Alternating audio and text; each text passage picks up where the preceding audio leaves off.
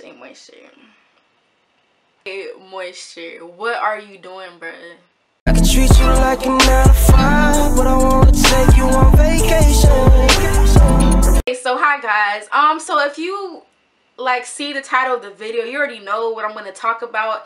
And if y'all don't know what I'm talking about, basically I'm addressing the ad or campaign that was released by Shea Moisture recently.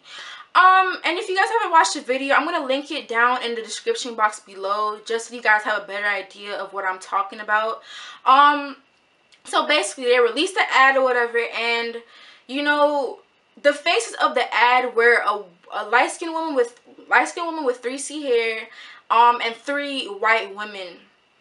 And my issue is, I don't really have an issue with the mixed girl in the video, because you know, Shea Moisture appeals to 3C hair types and all the other stuff as well. My issue is with them including a white woman in the ad.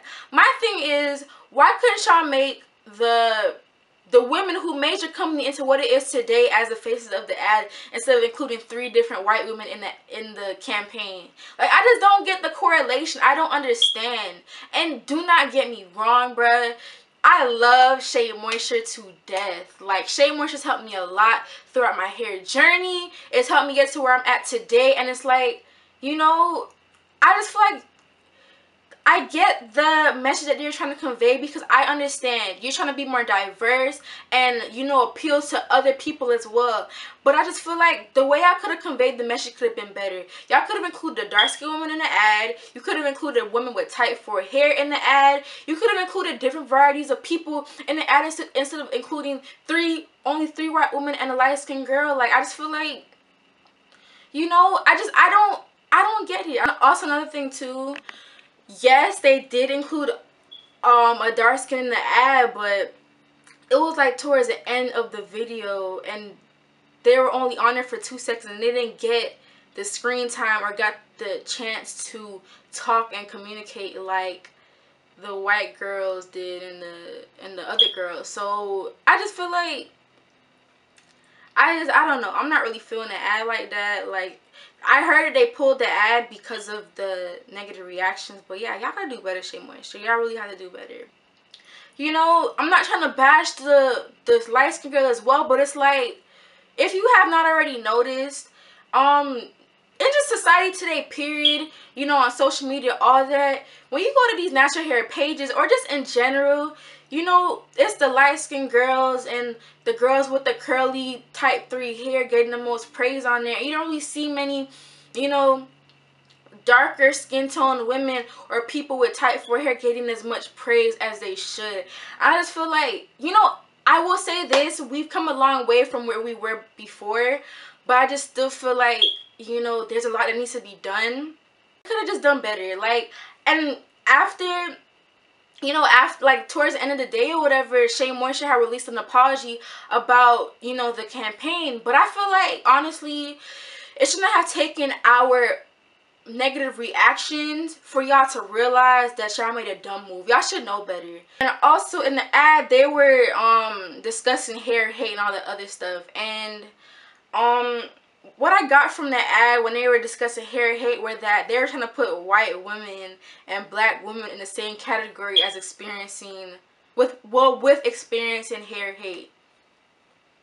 Girl, what? Like, my thing is, like, that shouldn't even be like something that is being discussed right now, because my thing is, what hair hate has white women ever experienced in their lifetime? Like, we were the main ones getting, you know, the shame and humiliated and all the other stuff because we did not cater, well, we did not meet the European standards of beauty, you know, whatever. We didn't have, you know, long straight hair like white women do. And it's like the fact that y'all trying to put the two of them into the same category is just like really crazy to me. But yeah, another issue I want to discuss as well is them releasing a million different lines at once. Like, you know, I don't get it. Like, I feel like what they should be doing is focus on one ad. I mean, not one ad. Focus on one line.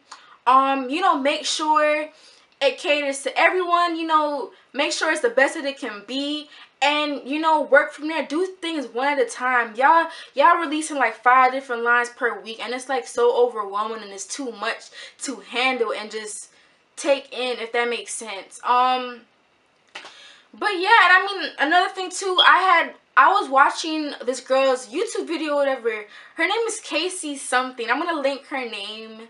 You know, I'm gonna put her name right on the corner of the screen or whatever, and I'm gonna link her video in the description box below. And basically, she was, you know, discussing her problems with, you know, a lot of the different natural hair, what's it called, natural hair lines out here, like Shea Moisture and Carol's Daughter. And basically, she was basically discussing how this girl made a thread on Twitter talking about, you know, her problems with Carol's Daughter and all this other stuff. And I'm not really going to discuss too much about, I'm not going to talk too much about Carol's Daughter, because Carol's Daughter isn't what I'm talking about right now. That's not the subject of the video. But the girl was saying how she had went to a natural hair expo, and you know, the different companies or different, you know, hairlines or whatever, they have their own booth, and Shea Moisture had a booth there. And the girl had noticed that the people who were running the booth were 2 white women. And I'm like, that's already a problem, because my thing is, it just contradicts everything that they talk about. Like, I feel like your main consumers, I guess, or the people who buy your stuff the most, should be the ones who should be at that booth. You know what I'm saying? Like, I feel like, you know, the ones who buy your products the most should be the ones at the booth. You could have put somebody with natural hair, you know, whatever, in the booth. Like, it's really weird to me that they would put 2 white women as the head of the booth.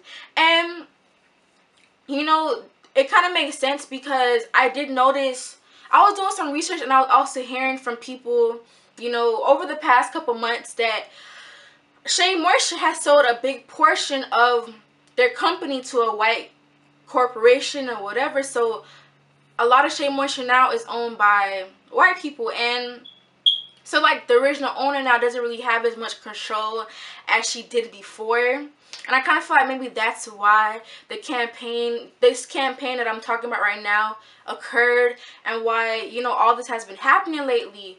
But yeah, people are also been saying how, like, a lot of the Shea Moisture stuff that used to work for them in the past no longer work for them. And people are saying, yeah, they've been, you know, formulating their ingredients and changing up their stuff to meet Caucasian hair types and stuff.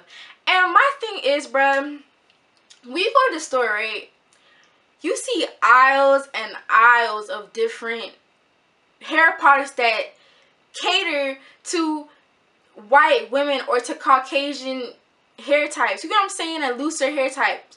And I feel like we finally, you know, have a hair company that, you know, caters to us, and it's like, y'all gotta go and include them into it as well. And I'm not trying to seem like I'm selfish or anything, but it's just like, what are white women doing using Shea Moisture? Like, I just don't really get the correlation. I just don't get it. Like, I just feel like, let us have our shine. Y'all have all this stuff that works for y'all, and then, you know, finally something that works for us is there and available to us, and y'all want to include them into this as well. I don't get it. But Shea Moisture, all I have to say to you is that y'all need to get it together.